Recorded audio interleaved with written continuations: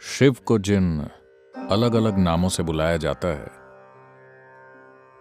उनमें से सोम एक महत्वपूर्ण नाम है। सोम शब्द का मतलब है मदहोशी। अगर मदहोशी नहीं होगी तो आप कभी भी परम शून्य में कूदने के लिए दीवाने नहीं होंगे, जो कि मुक्ति का एकमात्र रास्ता है। इसलिए सोम या सोम सुंदर शिव के सबसे प्रमुख नामों में से एक हैं। हमेशा मदहोश मगर पूरी तरह सजग, तो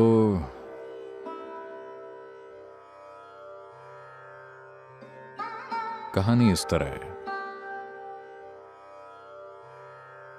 शिव कैलाश के पास पूरी मदहोशी की हालत में बैठे थे। पूरे भारत में खबर फैल गई कि वहां एक आदमी बैठा हुआ है, इतना शानदार आदमी कि धीरे धीरे साल दर साल लोगों ने वहां की यात्रा करनी शुरू कर दी। एक लड़की थी जो हिमालय राज्य की राजकुमारी थी। उसका नाम था पार्वती। जब उसने ये सुना, वो बोली, मैं जाकर उन्हें देखना चाहती हूं। उसने जैसे ही उन्हें देखा, वो उनसे पूरी तरह अभिभूत हो गई। वो बोली, मैं शादी करूंगी तो सिर्फ इसी आदमी से। फिर किसी और ने साजिश रची और वो विवाह के लिए तैयार हो गए। एक भव्य शादी आयोजित की गई। सारे महत्वपूर्ण लोग वहां मौजूद थे। दुल्हन सजी संवरी बैठी थी। हर कोई दूल्हे का इंतजार कर रहा था। और फिर दूल्हा आया। शिव अंदर आए।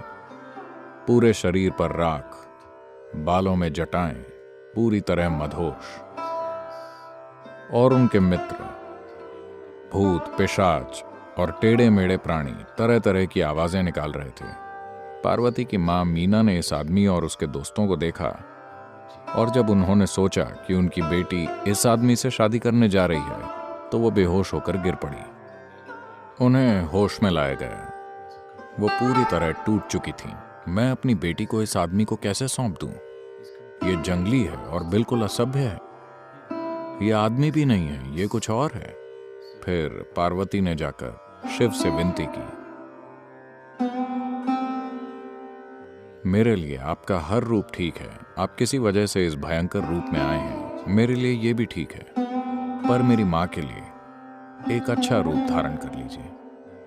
उन्होंने कहा, ठीक है, और बहुत सुंदर और भव्य रूप धारण कर लिया। उस रूप को सोम सुंदर कहा गया।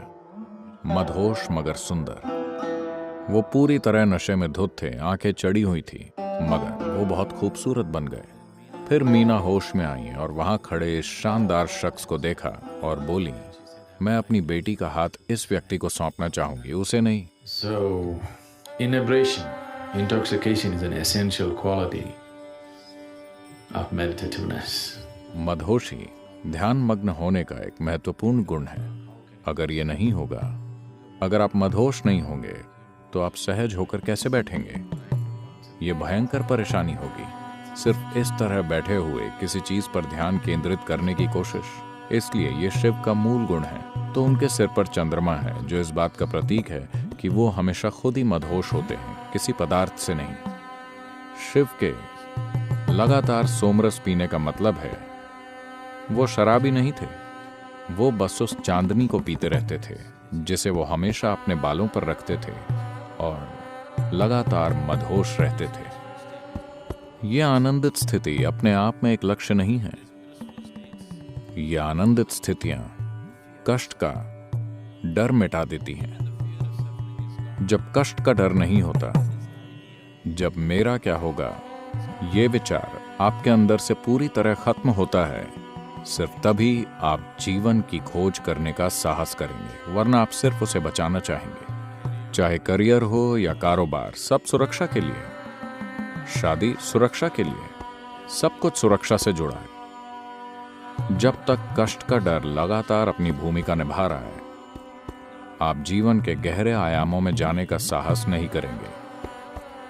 सिर्फ जब आप इस तरह मदहोश मगर पूरी तरह सजग होते हैं, तभी कष्ट का डर नहीं होता। आप कहीं भी जाने के लिए तैयार होते हैं।